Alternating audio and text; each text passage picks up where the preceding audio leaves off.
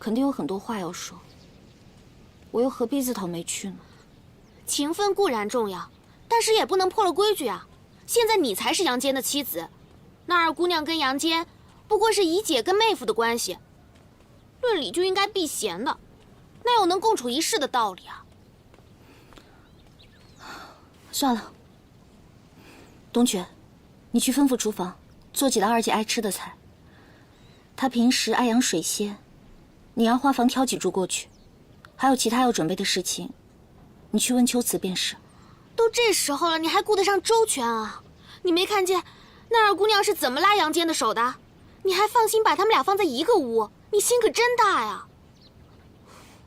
不行，我去把杨坚叫回来。哎，我不许你去！你别拦我了，左右我只是个奴婢，用不着像你们主子那样心口不一的。冬雪，你还不懂吗？他根本就不想出来，他要是想出来，刚才就跟我一起走了。你是说，你刚才说要走，是在试探杨坚？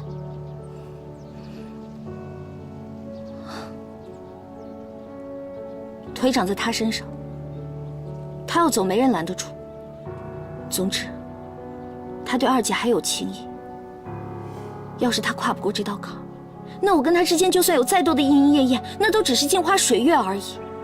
这不是我强硬就可以要得来的。这二姑娘一回来，我心里就有种不好的预感，指不定以后怎么折腾呢。现在啊，就看那个杨坚有没有良心了。你若觉得灵堂不方便，我们可以到书房里聊，何必在外面受冷呢？坚哥哥，你我已经不适合再共处一室了。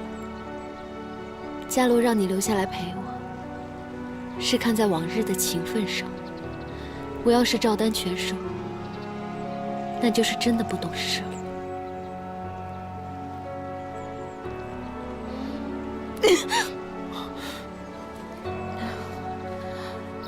不，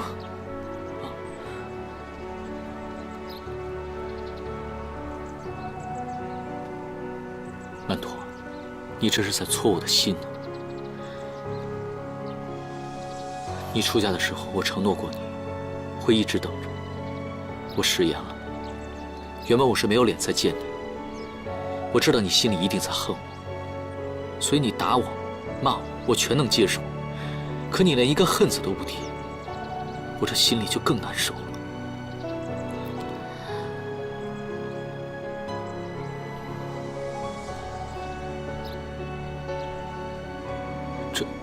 这钗子，对不起，是我一时大意了。本来想来到京城，不再戴的，只是我平日里戴习惯了。我不会娶别人的，我这辈子都不会。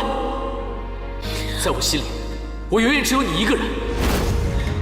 等到头发白了，牙齿掉了，我也一直等你。我之前给你的钗子，就是我们的信物。你当真愿意等我？我曾经发过誓，如若背叛你，他日必妻离子散，死于至亲之手。哎，我不要你说那些话，你就当做从来没有许诺过我什么。老天爷，昨日的誓言全当儿戏，是戏女辜负坚哥哥在先，求您不要惩罚他。如果有任何惩罚，就降在我身上吧。坚哥哥，忘了那些誓言吧。既然伽罗已经嫁给你，那你就好好的待她。曼陀祝你们恩爱白头。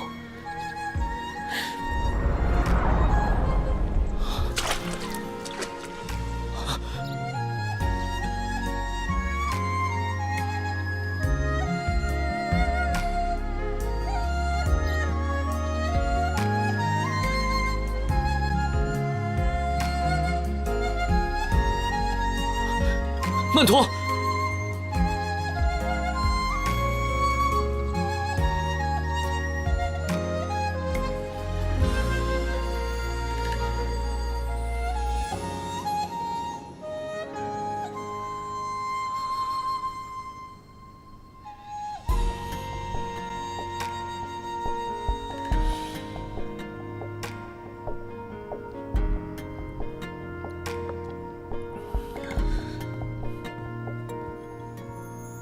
少爷，什么事？少夫人让我通知你，她怕二姑娘住在独孤府寂寞，所以这几日搬回去住，请少主不要担心。我知道了，你下去吧。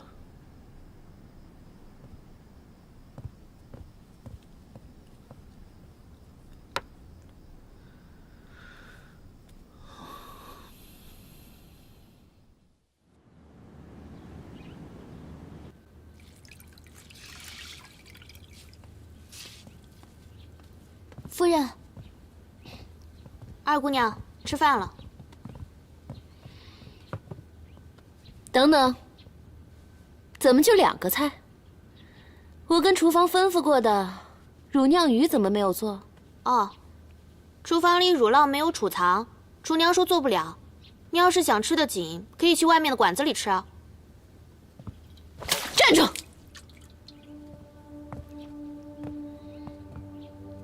你把刚才的话给我再说一遍。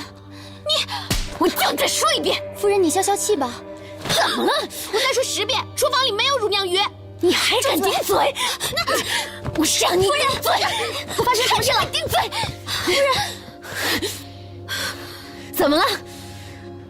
我教训一个不懂事的丫头都不行了？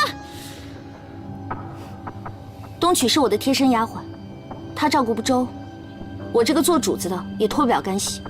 二姐要是手不嫌累，也可以顺便教训教训我。要说这照顾不周，你还真有做的不妥的地方。我问你，这是什么地方？自然是二姐的闺房。我的闺房？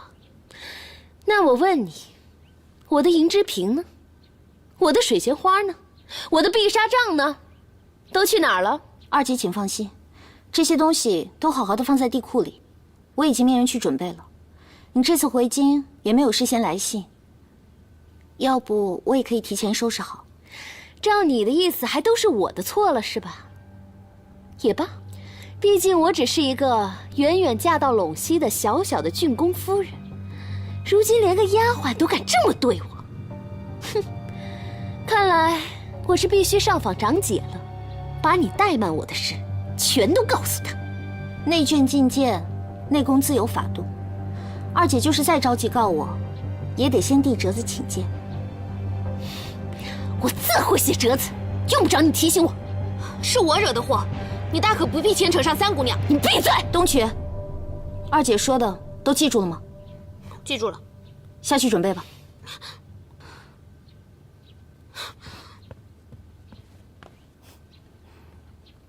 二姐。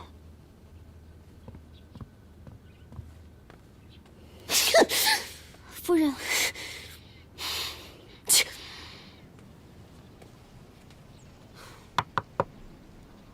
二姑娘，二姑娘，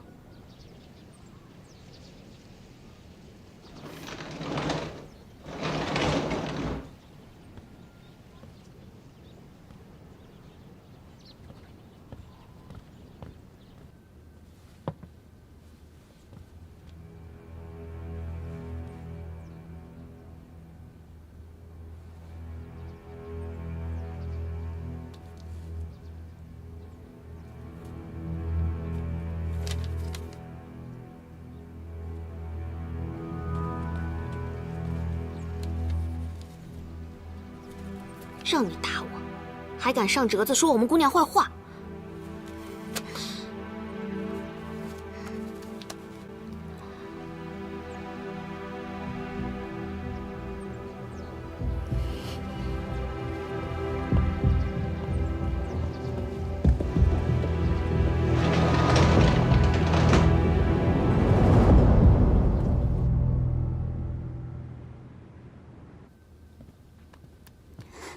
夫人，你回来啦！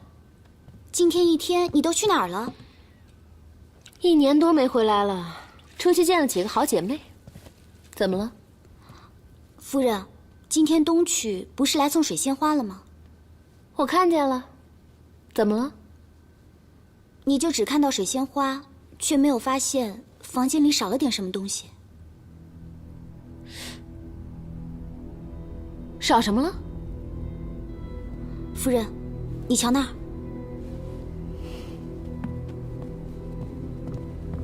我今天过来，恰巧看到东曲把你写好的奏折给偷了。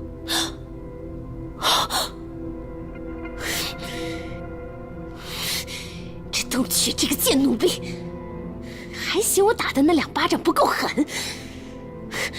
可是明天就要进宫了，幸好你见到了，是他偷的奏折。夫人，不然你再重新写一份吧。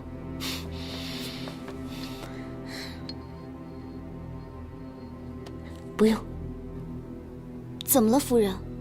既然你见到了，是他偷的奏折，那我们就将计就计。去，明天进宫，就这样干。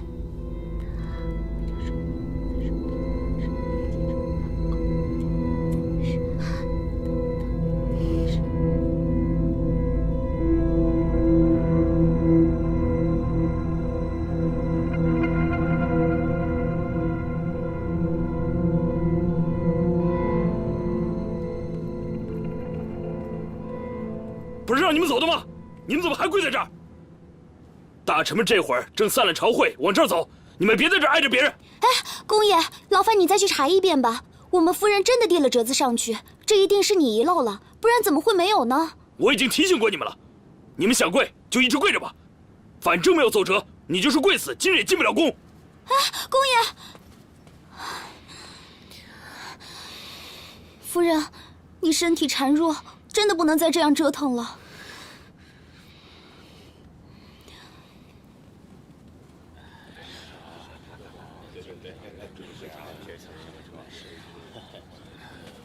哎，曼陀，你怎么跪在这儿啊？啊？哎，夫人，曼陀，夫人，曼陀，怎么回事？我们夫人心心念念的想见姐姐一面，这已经写好了奏折呈上去。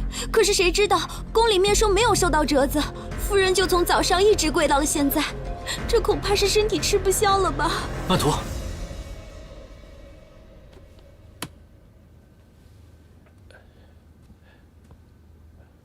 二姑娘产后气血两虚，再加上舟车劳顿，情志郁结，所以才会突然晕倒。不过并无大碍，老夫扎上几针，再开几副药也就好了。那就麻烦您了。郑荣，剑哥哥，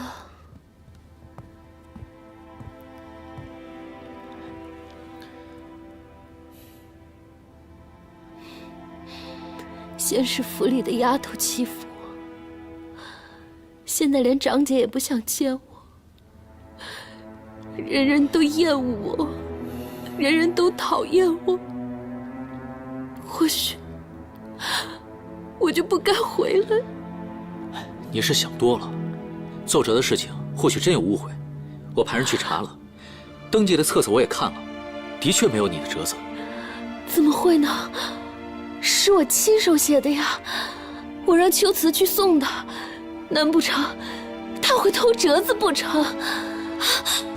奴婢冤枉啊！奴婢就是有天大的胆子，也不敢按下姑娘的折子啊！还请杨世子和三姑娘明察。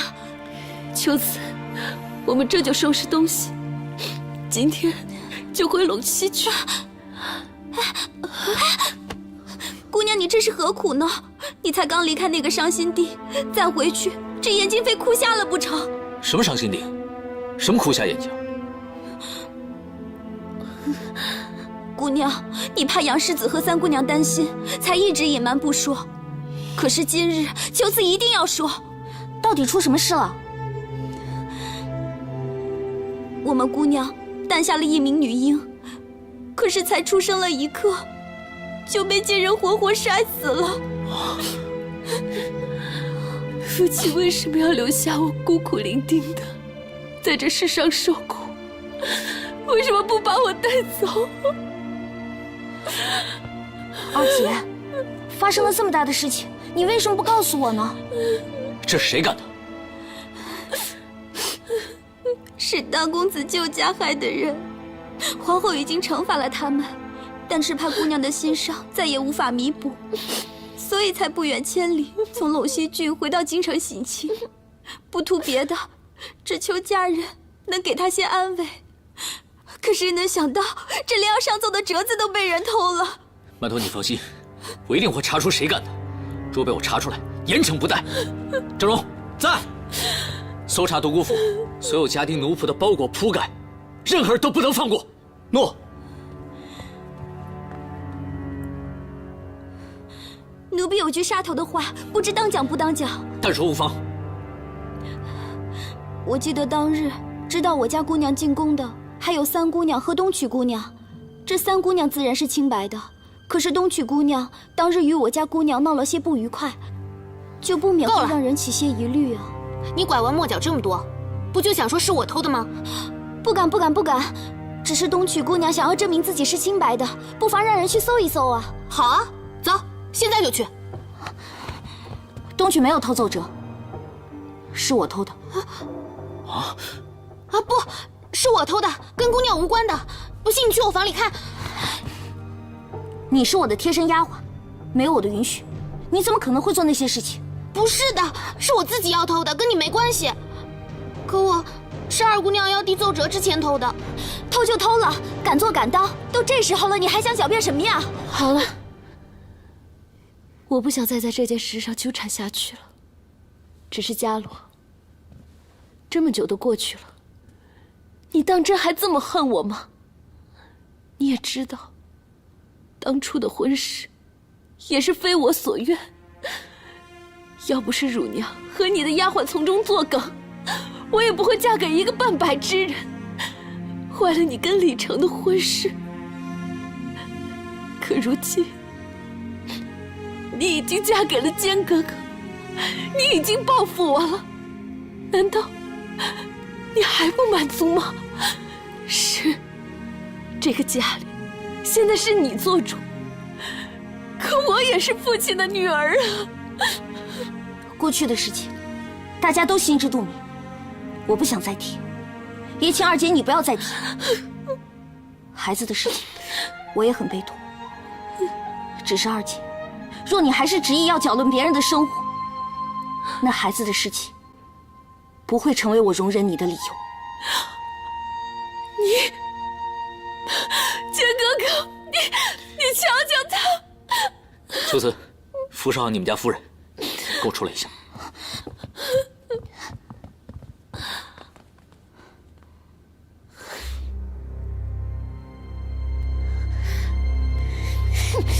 你怎么能对曼陀说出那样的话呢？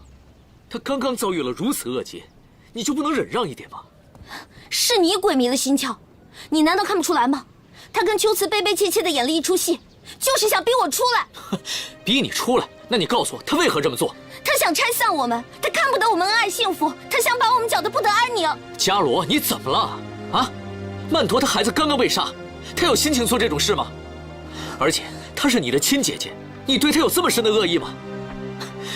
是，曼陀回来之后，我承认我有点魂不守舍，但也是我对不起你，不是他。他对你只有祝福，他亲口跟我说过，他希望我们白头到老，啊，让我忘了对他的思念。你说这样的曼陀，你还污蔑他会做出这种事来？伽罗，你什么时候心变得这么硬了？好，我心硬，他什么都好。既然你这么心疼他，你就跟他在一起好了。你不是早就想跟我和离吗？那就离呀！杨坚，我独孤伽罗不是没了你不行。是啊，你没有我，你有宇文邕，对不对？啊，你以为你跟我和离了就能跟他在一起吗？我告诉你，人家已经成亲了，你再挂念人家也没用。那我就出家当尼姑，我宁愿一辈子不再嫁，也比跟你在一起强。哎，你。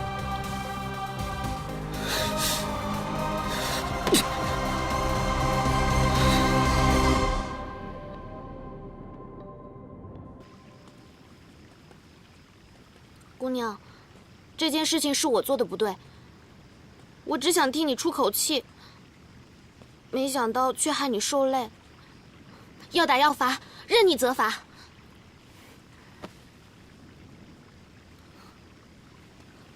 哎呀，你先起来。我是该罚你，就罚你3个月的俸禄，看你以后还敢不敢这么胡闹了。那个杨坚是不是又欺负你了？是啊，自己的夫君站错了队。我要是脆弱点儿，搞不好想死的心都有了。这杨坚真不是个东西。不过这次我也没脸说他，毕竟是我惹的祸。就算没有你这件事情，二姐也会再闹出别的事情来。不过这一次，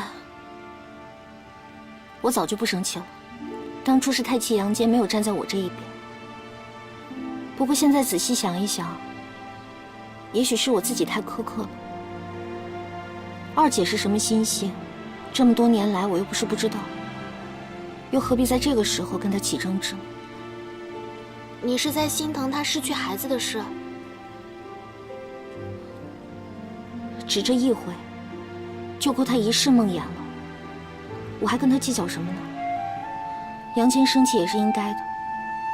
前几日我还装得很大度，可这会儿就面目可憎起来了。可二姑娘总归还是要回陇西当她的郡公夫人的。她走了之后，你打算怎么办啊？若是杨坚真的要和离，我不会拖住他不放的。凭什么要听他的意愿？凭什么任他宰割呀？你也可以先提和离，打他个措手不及最好，让他老是不知道珍惜。你以为爱情是练兵打仗，看谁先发制人啊？至少输人不输阵啊！我知道了，你是想现实安稳，根本不想跟他打仗，对吗？你既然有这个心，为什么不告诉他呀？还老谈什么和离？你呀你，真是活该！你到底会不会劝人啊？还真不会，我好像只会骂人。算了，二姐闹了今天这一出，这阵子也应该会消停一会儿，你也就别再添乱了。还有啊，丽华住在这里的事情，千万不能让任何人知道。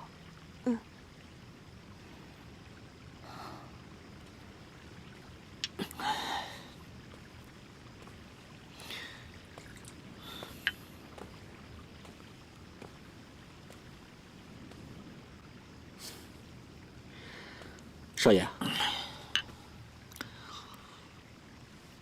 我就料到二姑娘一来肯定会闹出一点事儿，但是我没想到你这么快就成这么狼狈了。现在想想啊，同情少夫人，昨日的你侬我侬，转眼就打水漂了。你懂什么？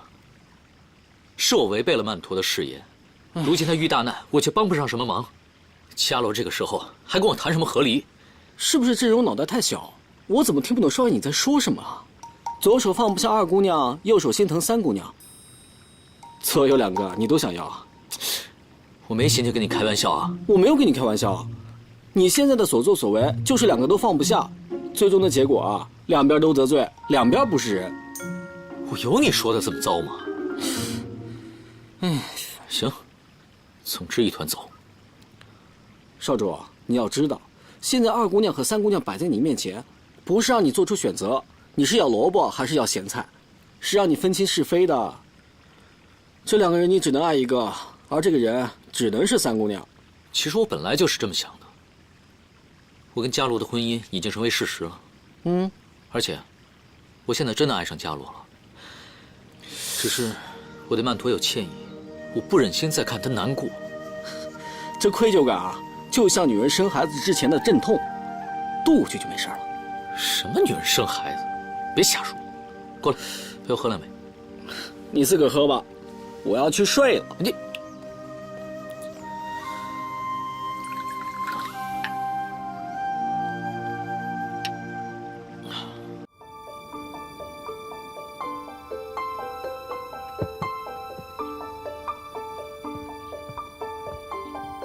二姐，我知道你午膳没有吃多少，特意让厨房做了你爱吃的乳酿鱼，要不要起来尝一尝？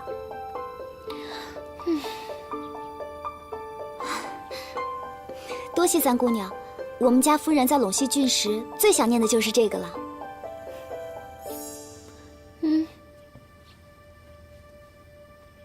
二姐，我是来请罪的。我知道，昨天那件事情是我做的不好。我已经罚了东曲3个月的月钱了，你就别再生我的气了。这爹爹在的时候，你不是向来都恃宠而骄吗？一直都是别人向你道歉，哪有你向别人道歉的道理？今儿怎么了？哦，可怜我这个死了孩子的女人，所以就委曲求全了。我知道你心里不好受，你怎么说我都不怪你。收起你的假惺惺吧，你在我这说多少好话都不管用。既然我们姐妹情谊都沦落至此，又何必在这儿演戏来恶心自己呢？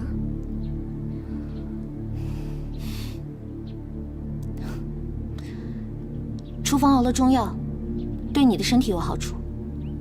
秋瓷，一会儿去取吧。三姑娘有心了。三姑娘，宫中来传圣旨了。啊？皇上口谕，宣骠骑大将军杨坚、郡主独孤伽罗、郡主独孤曼陀即刻入宫，钦此。臣女遵旨。就是，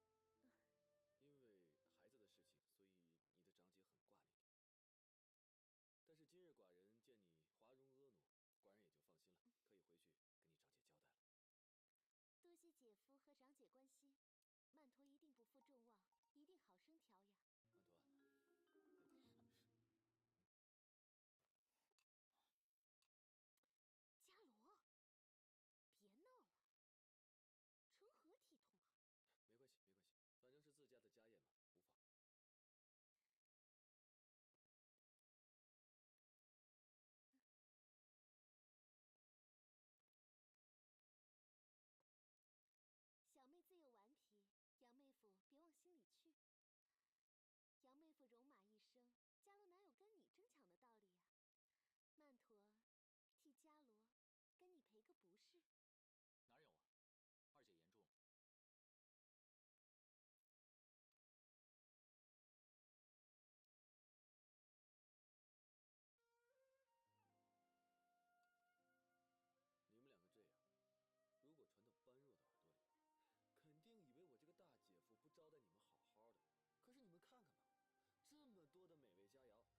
个理儿。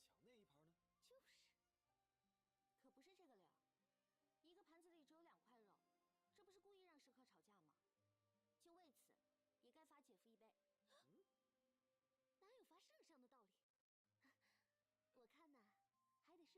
做姐姐的，自罚几杯，给圣上赔罪。曼陀，曼陀，三姑娘，你是在这儿用膳呢，还是回正院？二姐跟大将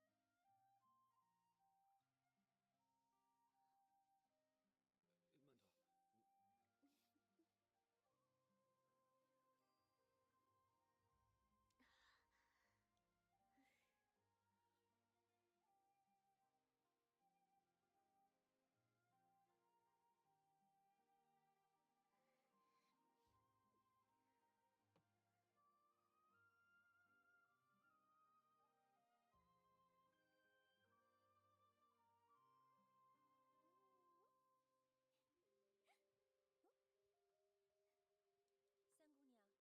到了姑爷，姑爷问姑娘您去哪儿了，说在正院等您一起用膳。那我还是回正院用吧。大将军呢？三姑娘，姑爷刚才本来在这儿等着，结果东厢那边闹了起来，似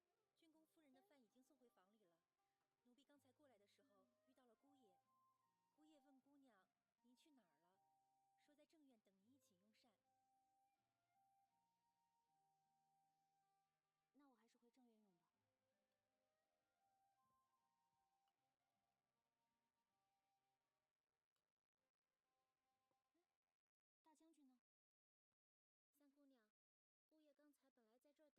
姑爷就赶过去看了。杨戬，我看在二姐失去孩子的份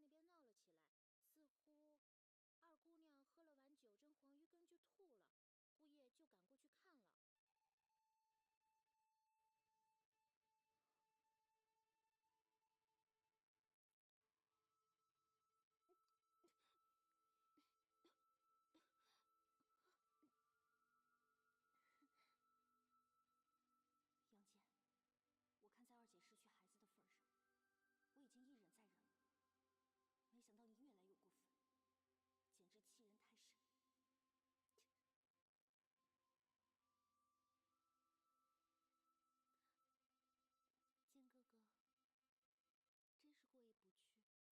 算了，还是我来吧。剑哥哥，我之前跟伽罗因为奏折的事情吵架，你不会怪我吧？你不知道，我一个人在陇西，过的真是生不如死的日子。怎么会呢？是你想多了。我跟伽罗都不是小气的人。少爷，不好了！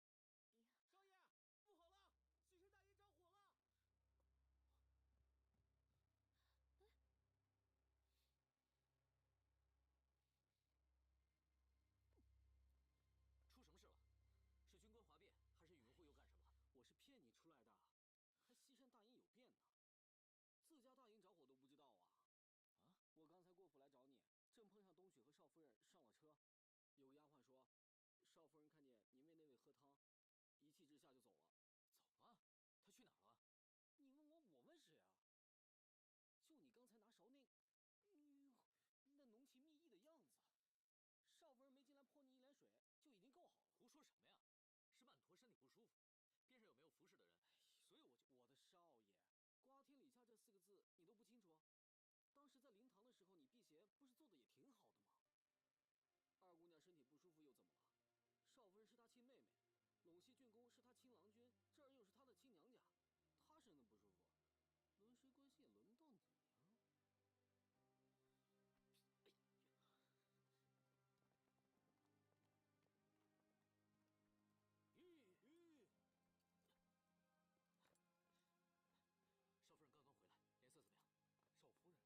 少夫人啊，她根本就没回来啊！伽罗离家出走了，她没在你这儿？当然不在。你对她做了些什么呀？奴才听说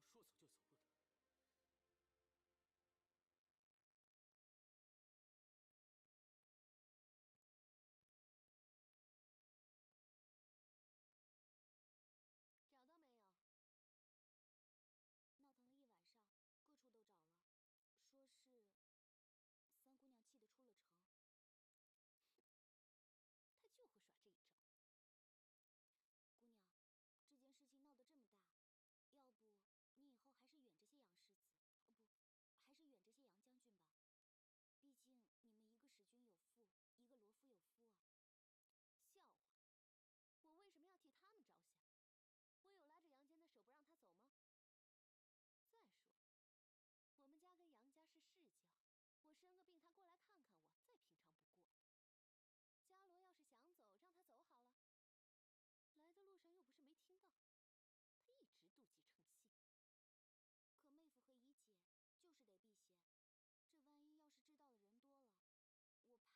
路上又不是没听到，他一直妒忌成性。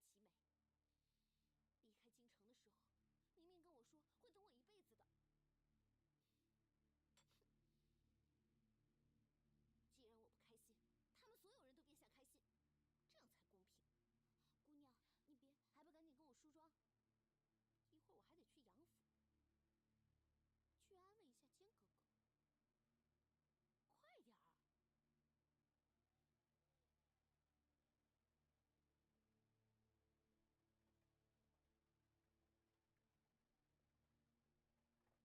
去杨府，去安慰一下坚哥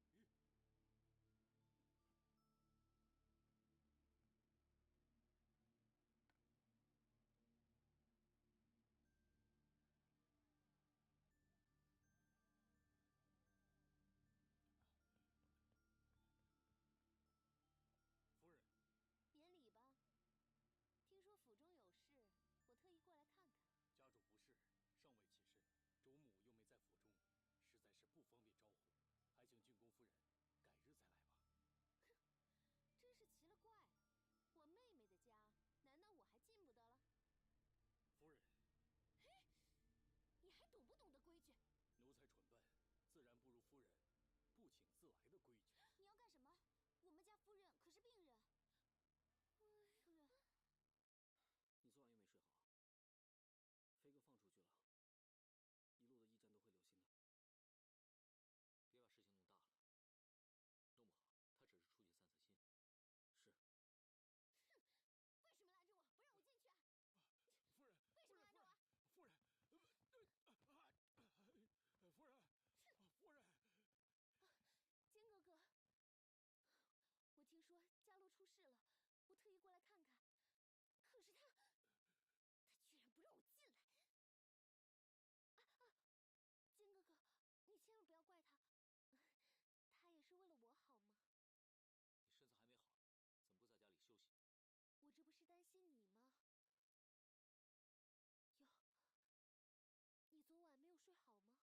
哎呀，这个伽罗也真是的，小的时候脾气大也就算了，成了亲之后还是不知道收敛。哎呀，你瞧瞧，都有黑眼圈了，哎呀。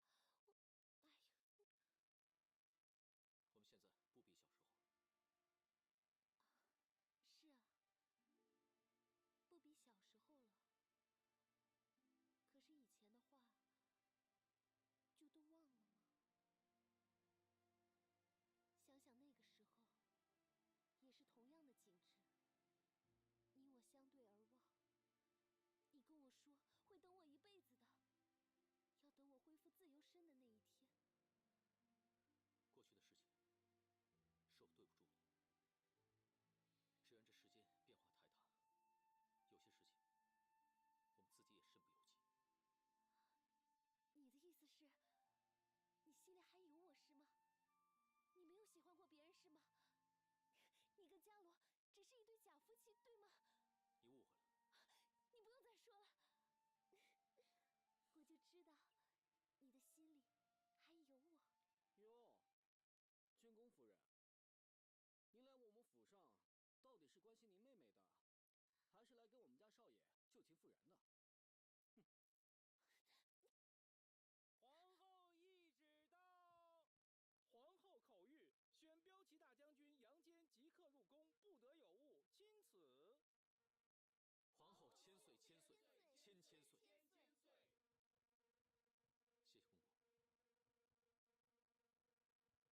公。哎，这位大人，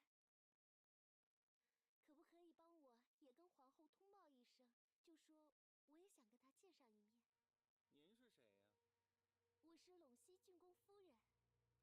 哦，他家是来县公府传旨的。郡公夫人想要进宫觐见，得到宫门递折子。大胆！我可是皇后的妹妹。杨将军还是皇后的妹夫，你问他不递折子能随便入宫吗？哎呀！秀慈，赶紧带你家夫人回府。曼图，恕不奉陪。靖哥哥，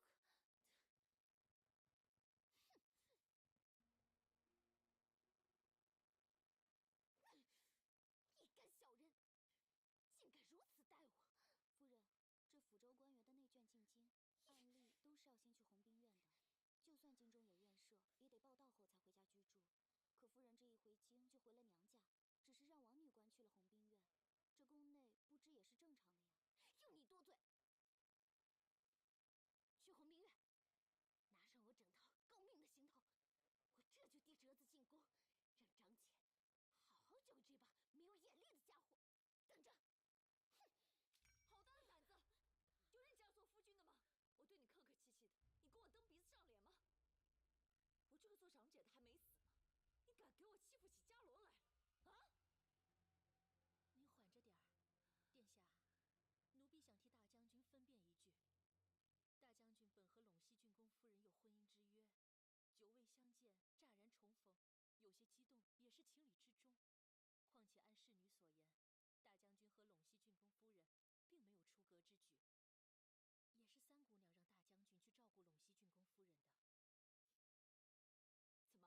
况且按侍女所言，大将军和陇西郡公夫人并没有出格之举，也是三姑娘让大将军去照顾陇西郡公夫人的。怎么，觉得自个儿委屈了？伽罗让你去照顾他，你就真去照顾他？他是替你顾全面子，你有替他想一想吗？我告诉你，曼陀没嫁之前，信的是独孤，嫁出去信的是李。他就算死了，也用不着你这个姓杨的来管。他在那演几场戏，掉几滴眼泪，你的心肠就软了。你把伽罗放在哪儿啊？这下好了，人气走了，还给我弄丢。伽罗在外面要是出了意外，你拿什么跟我交代？还给我杵在那儿。早知道当时你会对他这样，我就算违背父亲的遗愿，也不会把她嫁给你。我，快传御医。是。殿下，没事吧？滚呐！大将军，您还是赶紧回府吧，想想怎么找到三姑娘，才是当下最重要的事。是。杨将军，等等。殿下临近产期，气血涌动，还常常心绪不宁。今天刚得知三姑娘失踪这消息，气得发了气喘，所以才会中怒。望将军体谅一二。杨坚岂敢？原本这件事情就是我做的不对。殿下这次发怒，不是以皇后的身份，而是以长姐的身份。只要您一直在二姑娘和三姑娘之间摇摆，那么最终必定伤害的是两个人。杨坚明白。杨将军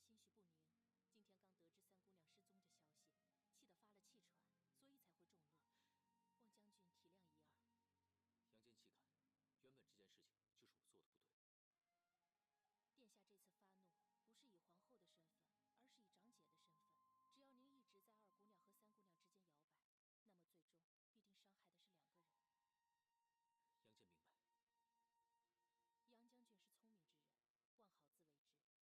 人，望好自为之。哎，等等，有件事，我想请教一下姑姑。皇后刚才说，曼陀每回掉眼泪，装几场病，我就会心软。不知道这几回到底指的是什么？大人，你有没有想过，同样都是皇后之妹，二姑娘居长，还兼嫁于陇西郡公，但就在前不久才被册封为郡主。皇后一直都不喜欢她，但这并不是嫡庶的偏见。你可以问问独孤府的旧人，哪个不知道二姑娘心胸狭窄，气量浅薄，因为一点小的事情就拿眼泪来当武器。皇后严禁别人告诉您二姑娘丧女之事，就是怕您心生怜悯，旧情复燃，影响了您和三姑娘的夫妻关系。但是没想到，不可能，曼陀她不是这样的人。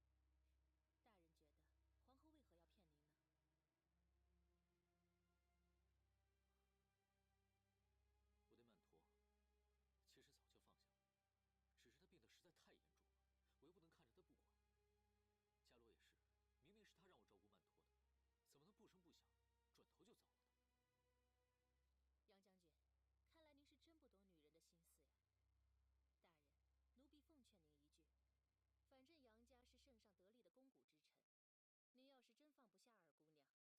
枣河里，陇西郡公府那边。不行，我绝对不能跟伽罗和离。那就难了，独孤家的女儿，总归你只能娶一个。奴婢再多一句嘴，之所以您对二姑娘念念不忘，还不是因为当初您觉得和二姑娘心心相印？可是您有所不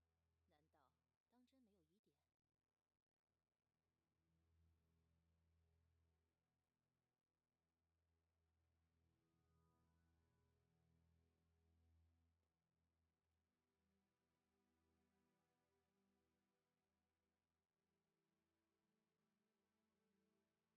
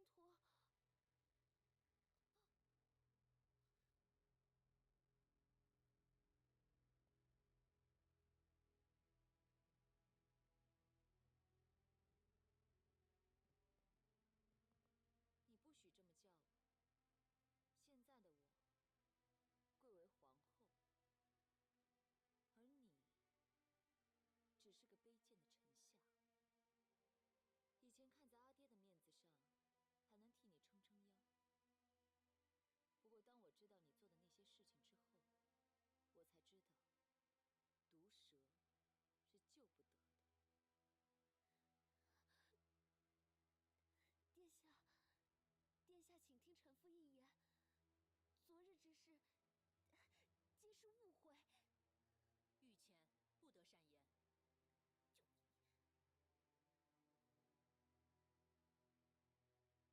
就你，以后你再兴风作浪，做出一些乱七八糟的事情，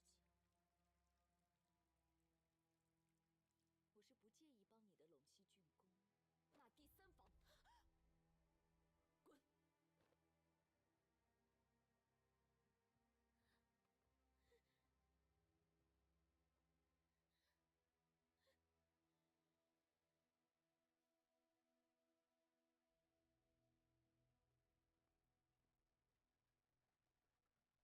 嘘，你还想不想活了？只要她是皇后，她就可以这么做。怪只怪我身子不争气。要是我昨天陪你去独孤府的话，事情也不至于落到这个地步。你就想开点吧。皇后还是念着姐妹情的。她能用这马车把你送出去，就说明她不想被人看到你的笑话。我恨他，我恨他。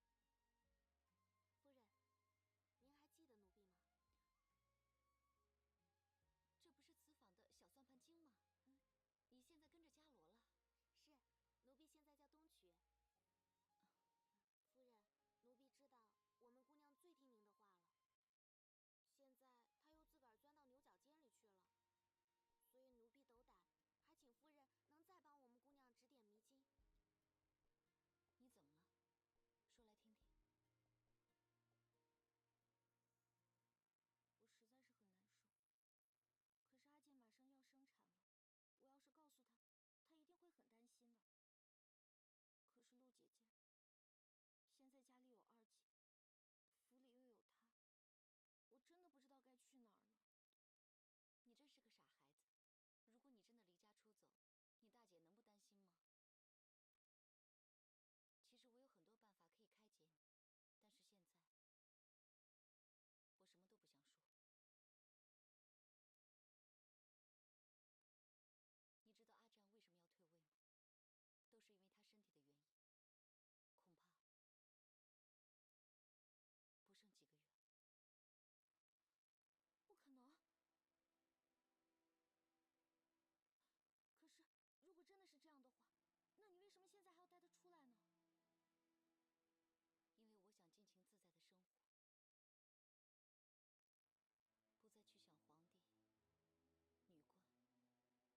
为我想尽情自在的生活，不再去想皇帝、女官，我们想做什么就做什么。想起17岁和他初见，如果那个时候早知道，我跟他只有18年的缘分，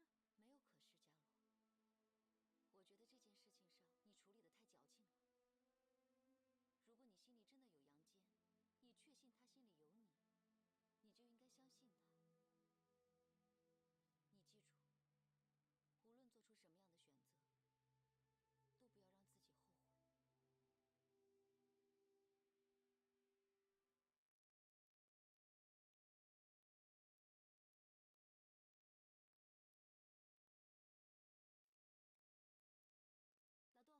他阴差阳错到现在，也不算他什么明媒正娶的妻子。可是现在，这些又算什么呢？可是没有可是，伽罗。我觉得这件事情上你处理得太矫情了。如果你心里真的有杨坚，你确信他心里有你，你就应该相信他。你记住，无论做出什么样的选择，都不要让自己后悔。老杜，咱们回京吧。是夫人，夫人，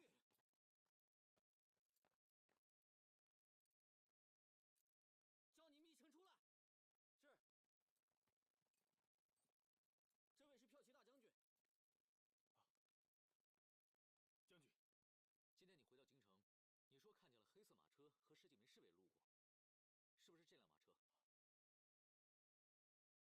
是前天天刚黑的时候从这儿经过的。他们往哪个方向去了？哟，这可不好说。前面是个3岔路口，又能去同州，又能去洛阳，还能去上蔡，下官哪分得清啊？福成王这个时候回通州，是不是有可能？我们去看看。少爷，今天已经奔波一天了，少夫人行踪已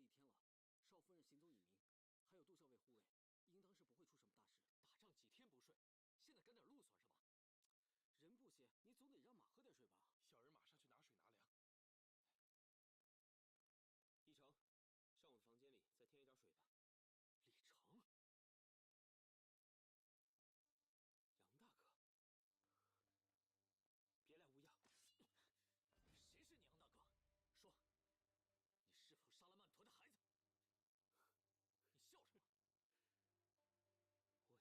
大哥，别来无恙。谁是你杨大哥？说，你是否杀了曼陀的孩子？你笑什么？我笑世人皆是痴傻。我笑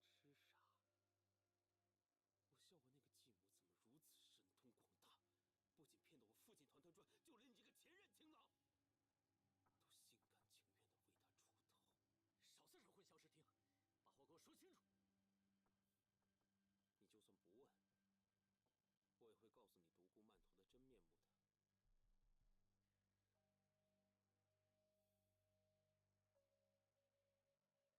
少在这混淆视听，把话给我说清楚。你就算不问，我也会告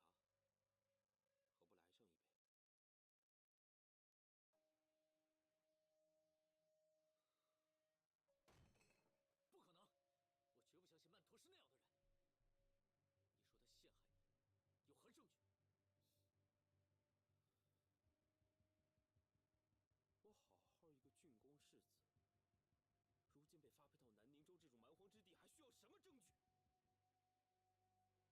如果我真像他控诉的那样嫉恨弟妹，只消趁父亲出巡不在府中之时，就可以悄无声息地将他杀了，何苦要等在他生产之时啊？诡辩！我不相信。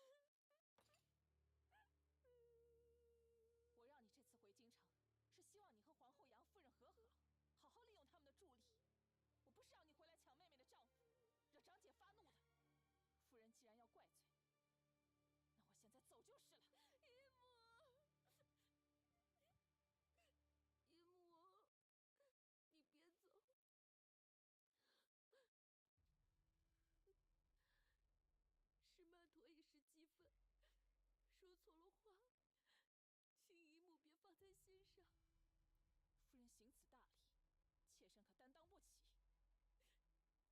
姨母，我真的错了。这个时刻，你要是再不管我，我就真的没有活路了。求你看在我们往日相处的情分上，看在我那个刚出世就被人害死的孩子的面上，你别往心里去，就饶了我这次吧。夫人，你很聪明，很多事情你都懂得举一反三，但是过犹不及这个道理，你还是要慢慢体会呀。请姨母教训，我到底该怎么办？夫人，你很聪明，很多事情你都懂得举一反三，但是过犹不及这个道理，你还是要慢慢体会呀。请姨母教训，我到底现在应该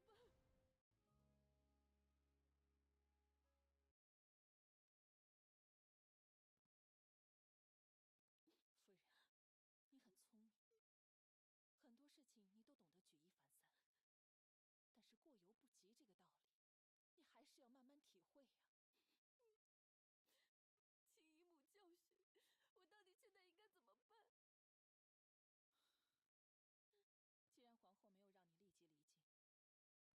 既然皇后没有让你立即离京，你就必须继续在京中住下去。左右皇后生产就这几天，等她生了太子，天下大庆，她心情一好，说不定就会饶了你。至于杨夫人那边，她早晚都是会回来的，到时候你也不需要去请罪，那是他们夫妻之间的事情，你就装作不知道就好了。至于杨将军那里，你是绝对不可以再和他接近了。另外，你还要写一封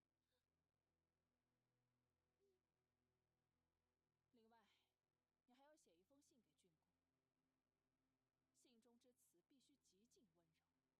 信中之词必须极尽温柔，多说说你的相思之情，多提提那个没有福气的孩子，这样就算郡公听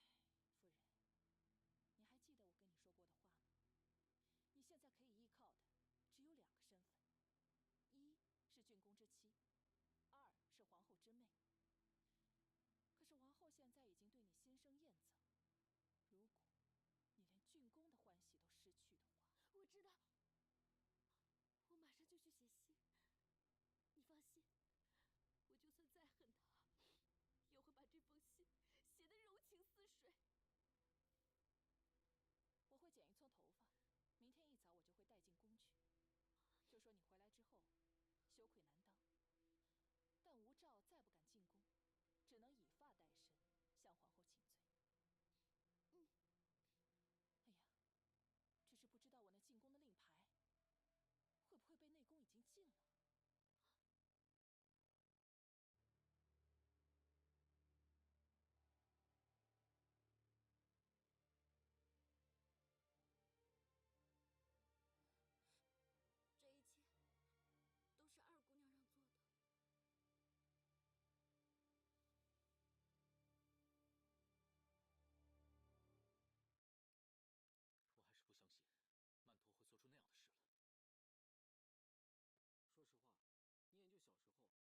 见过他2回。其实，您最先在猎场一眼瞧上的，还是现在的少夫人，而不是他吧？可是，万一真的是曼陀迫不得已，万一真的是被那个乳娘所害，小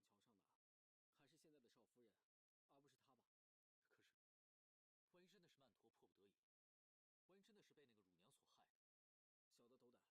今天看到那边送出一封信，我便来了下来。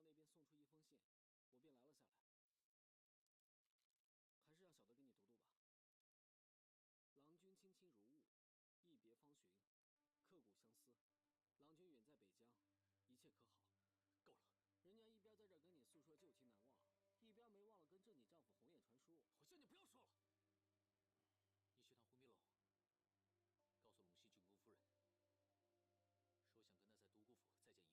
鸿雁传书。我叫你不要说了。你去趟忽密楼，告诉陇西郡公夫人，说想跟她在独孤府再见一面，请她务必要来。坚哥哥，你找我？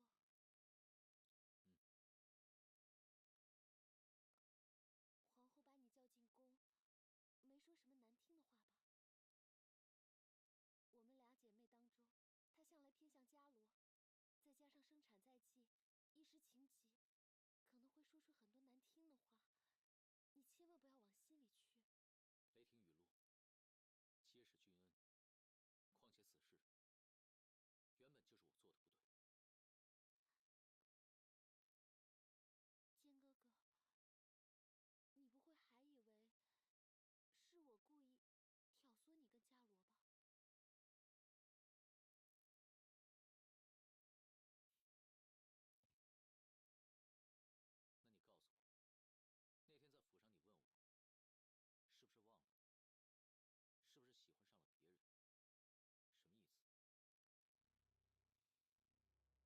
思？我一时没忍住，就说出口了。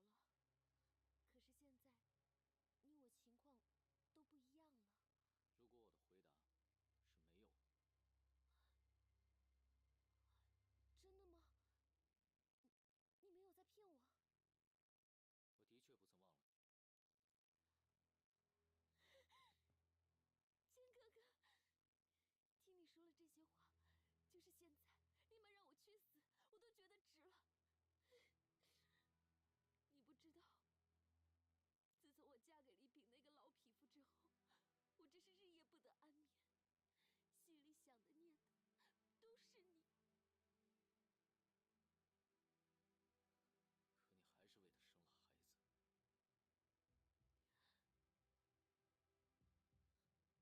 坚哥哥，我呢，也是情非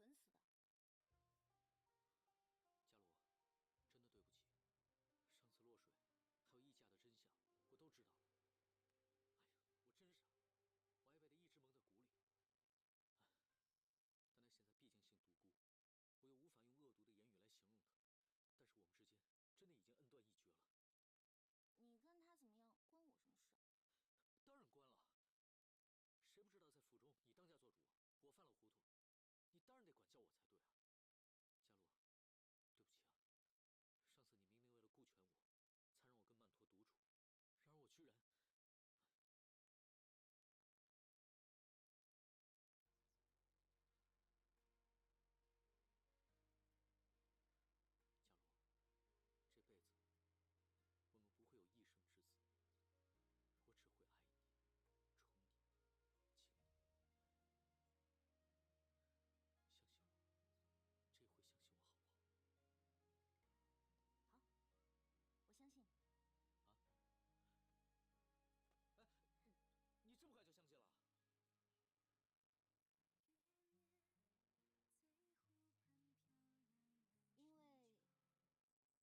辈子我们不会有一生之子，我只会爱你、宠你、请你。相信我，这回相信我好不好？好，我相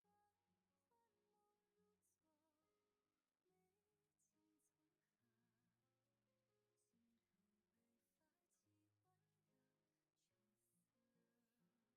哎，你这么快就相信了？因为我喜欢你，我不想让自己后悔。那天我也错了，明明想显得自己很大度，可到后来却还是小心眼儿了。我这个人很傻，我说相信你，就真的会抛开过去所有不开心的事。只是我的幸运，从来只给一回。如果有朝一日，你背弃今日所说，不会有那么一天的。我又不是非得配备3宫6院的皇帝。这辈子有你一个人就足够了。所以啊，刚才是你错了。啊，我……不过我原谅你了。嘿，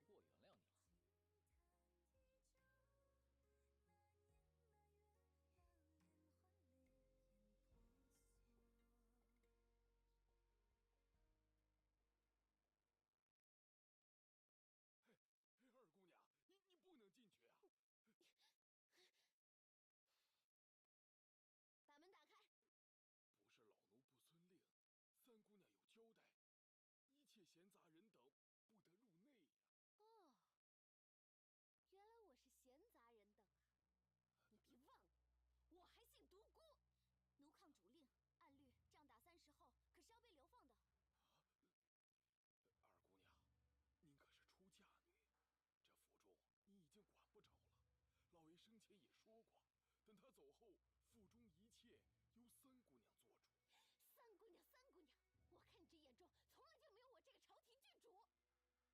我倒要瞧瞧，今天谁敢拦着！不行，不能撞！是发生什么事了？你出来干什么呀？这孩子不能见风啊！哎，他传染病！哎呀，这……哦，这就是你不让我进别院的原因是吧？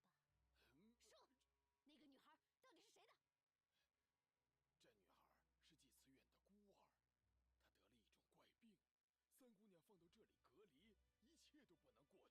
刚才之所以我把你拦着，就是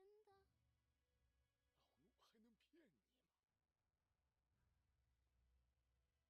真的？老奴还能骗你吗？夫人，香笼都收齐了，是直接先拉去红冰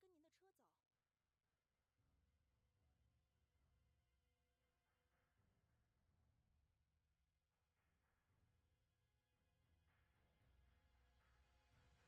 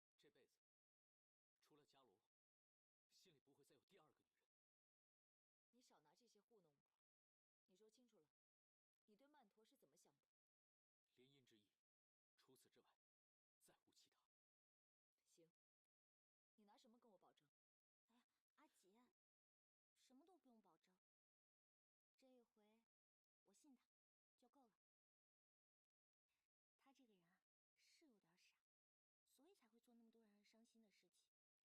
不过以后有我管着，估计能聪明点。没错，我就是愿意你管我一辈子。早知道你们小两口啊这么容易就消停，我还扮什么恶人，还特意把他叫进宫里，狠狠地骂了他一顿。阿姐，没事就好了。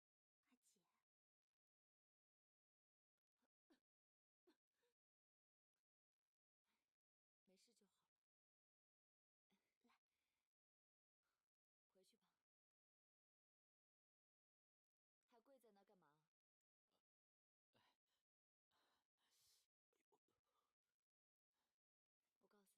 啊，过些日子就是阿爹丧妻之日，你们要赶紧把房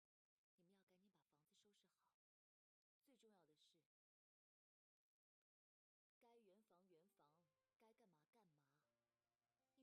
你说这阿姐过几天都要生了，你这肚子一点动静都没有。还有，这会阿姐生完，朝廷上的事情可能顾不了那么多，圣上那儿，你们两个再替我多担待点儿。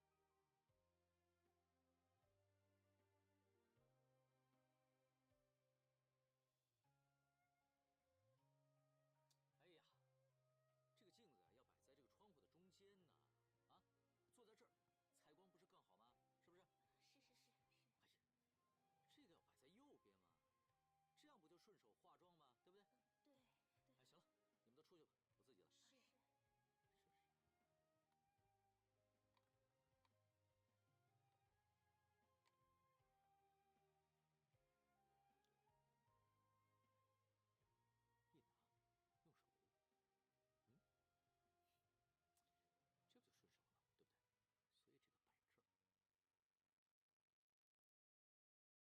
哎，姑奶奶，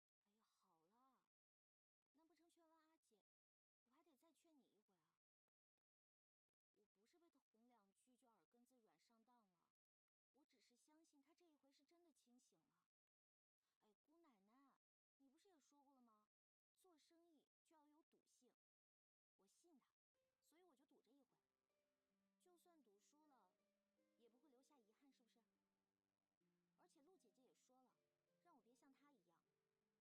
不是？而且陆姐姐也说了，让我别像她一样，到了现在才知道后果。他要是再害你输，咱们就让他这辈子也别想下赌场。是，东娶姑娘，深谋远虑。对了，刚才在宫里，你怎么没跟皇后说陆夫人的事啊？齐国那位太上皇要是驾崩了，天下肯定又会大乱。